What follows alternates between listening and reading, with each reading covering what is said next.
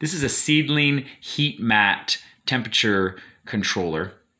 According to Johnny's, it costs $51, and I quote, monitors growing media temperature with water-resistant stainless steel probe, maintains root temperature at level selected on digital LED controller. I use it to keep the heat, whatever I need it to be, to optimize germination in seed flats.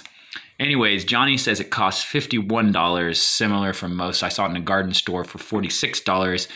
I bought it a few years ago for, I don't know, 20 bucks. And right now on eBay, it's $18. Link in the description.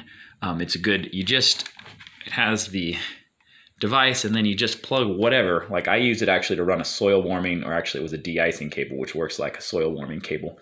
And I ran it to a DIY propagation bench at the time that I was using it.